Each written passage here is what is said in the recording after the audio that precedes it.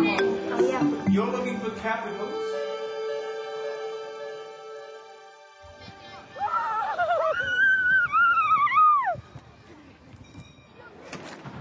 Drayton School is a community comprehensive in Banbury, Oxfordshire. Its level of pupils gaining 5A to Cs at GCSE is currently 18%, but the school's working hard to improve. In Drayton's most recent Ofsted, the DT department was considered unsatisfactory.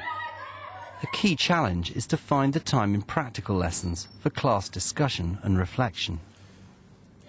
Martin Cromwell, a former design manager, was recently appointed head of department to turn things round, and John Bailey's come to help. There's an underlying prejudice in society that, you know, some people got all this old woodwork and metalwork. It's not. Things are made, they just don't happen, they just don't appear on the shelf.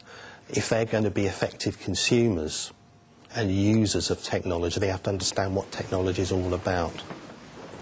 Martin's priority is to improve the teaching of large classes by using groups and a technician, Ian Gibbs. But Bailey also wants to see if the pupils in this Year 7 class are encouraged to develop their analytical skills. Right. We are going to be working in the metal room for a few weeks now, making these little objects called metal coat hooks. There are 3 different skills that each 3 groups are going to start off with. I'm going to work with tables C and B, groups C and B. All right. You've got little placards, a bit of blue Peter, something I prepared earlier to show you the processes. This is not me to get out teaching, this is to help you look and see what you have to achieve. And if you listened and learned, then you'll have done that. Right, so, Groups A, with Mr Gibbs, working with your centre punches on your plates, getting ready to use the pillar drill.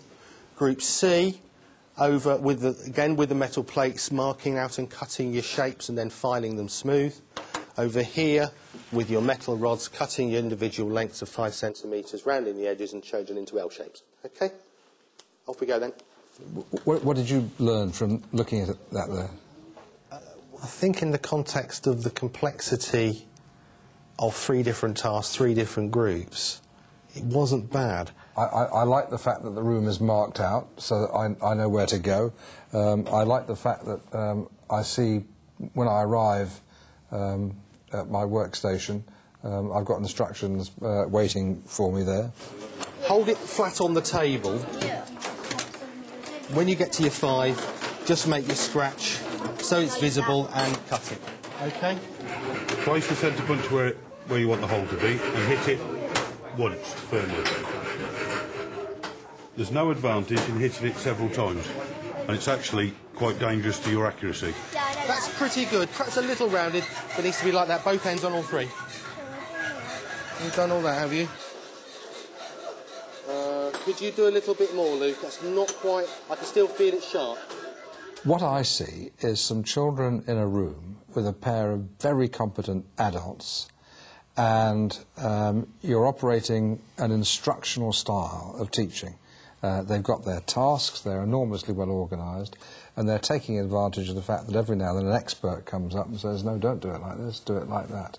And so there's a terrific amount of individual skill formation going on. That's it. Relax, don't be frightened of it. Tools are just made for people to use, OK? Always look at the end of the centre punch, and then you'll always hit it, OK? Were you able to manage this level of organisation before Ian rolled up? I'll be there to show you in a sec.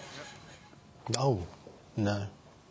So you'd have had to do more whole class teaching? The whole class teaching would have been hindered by, was hindered by not having the technician around.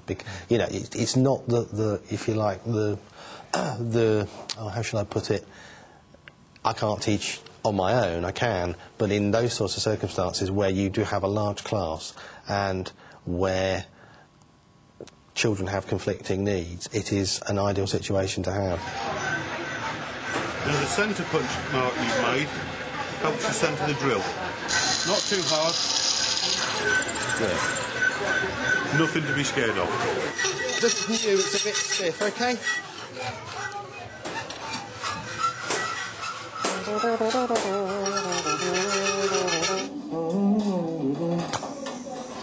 It's opera start coming through now.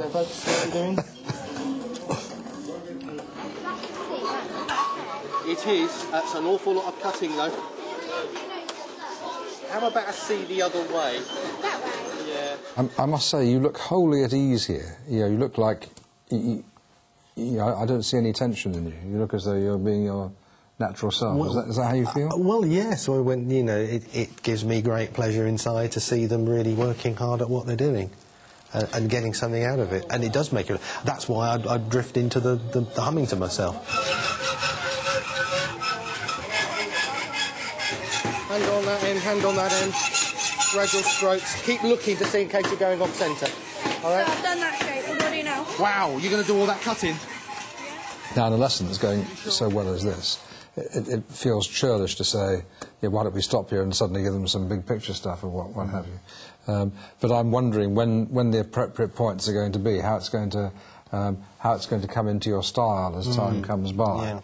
I think if I bogged them down in too much evaluative, worrying about this, worrying about that, their mindset is at a certain age where maybe, if we were too high level with them, they might lose the plot. What I want them to do in Year 7 is love the subject. What do you do now? Well, you've done brilliant. It's fine. Sorry, Sam, I'm sorry, mate. Show me. Is that right? Or is it That's looking good. That's looking good. I'm just getting this ready. Going to show you how to braise. Does it still look curvy there? Yeah. Yeah. There are some things you're going to want to do with this group as time goes by. Some evaluative stuff, because we want to make them self-conscious about their skills and to stop and look at what they've learned. If you were to put in some kind of natural break or regrouping sequence right now, what would it be? Maybe on reflection, looking at it, I'm thinking, looking back on the lesson anyway, I'm thinking maybe I should have had a stop somewhere where we catch breath, praise the quality, look at the accuracy, give them that little bit of extra enthusiasm, but they weren't wilting. So I'm going to heat that to its red hot. This takes a little while. While we're waiting, who can tell me what they used to mark out their metal with? Scriber. From the outside, it looks absolutely complete in itself. I've got a debate going on inside, though, which is how often you're likely to talk to them as a whole class, and what that discourse would involve. We're talking about, OK, a whole year's programme of work where they get a range of experiences. OK, that's the one element of it.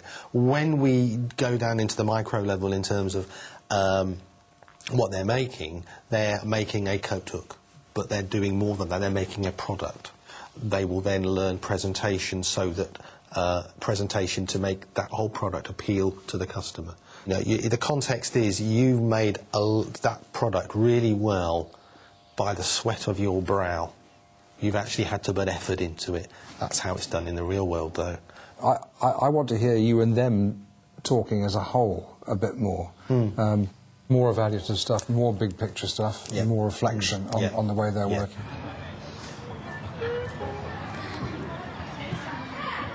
A week later, Bailey returns to see if Martin will bring more class discussion and analysis into the lesson. Now, what I wanted to do to start this lesson off is just to discuss with you and get you to tell me what you've learned and what you think we're doing in terms of quality. Hands up, no shouting out. Give me some ideas of what quality of work we need for the hooks that we've been making out of the mild steel rod.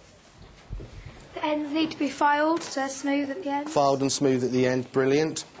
And what about the final shaping of the rods? Any answers on that one? Got to be bent. Got to be bent, and any particular form of bending? You have to bend it with a hammer. You have to bend it with a hammer. How about drilling the hole drilling the holes. What do we expect about the quality related to marking out and drilling holes in the plates? You have to make sure you use the centre punch first to make sure you get it exact. Absolutely right. What about the actual quality I expect and we should all be expecting from the backing plate? Again, smooth edges. Smooth edges, James, well done. Right, that's the end of the discussion. Your targets for today are to make sure that you've got the quality of work on your hooks and your backing plates and your drilled holes and your shapes, so that you know in your mind that when you come to me or Mr. Gibbs, we're ready to braze. OK, get your work out and let's get started. Yes, Lucy? There you go. You've made that hole at the countersink 3 times, and there isn't going to be a lot of space for that to braze in, because you've made that hole bigger. So what I want you to do, as a favour to me, is agree to we actually just do that hook. So you've got 1 hook, 1 screw and 2 decorative holes. OK. OK, but you'll learn, won't you, that we've got to be careful how we do that. So get it all cleaned off and then we'll get on the braze. You want the countersink rows then? Which 2 are you going to do? What did I say about the flame? The hottest bit is the tip of the blue bit. Tip of the dark bit, that's it, OK. So your aim is to get where the rod passes through the metal plate, red hot together.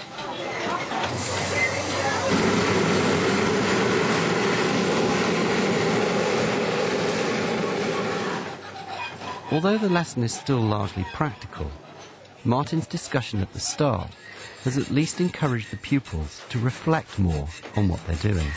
Yeah, you cut it into 3, so they have to be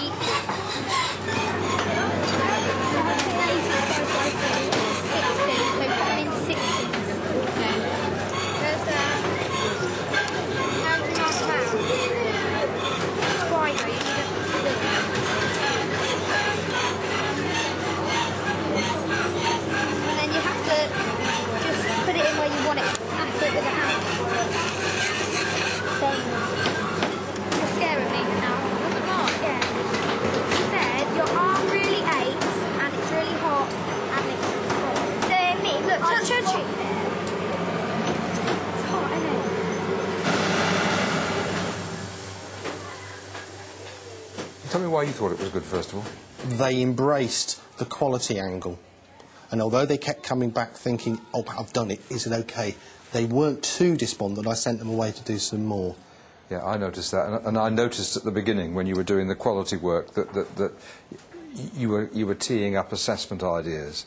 And then they were applying that to their own work. They're self-assessing, and I think you possibly heard, I wasn't privy to their conversation, but the 2 or 3 girls waiting for the forge were comparing each other's work. I wonder what would happen if you were even more explicit about saying to children, take a 1-minute break, tell your partner next to you what you've learned, have a look at each other's work, talk about it.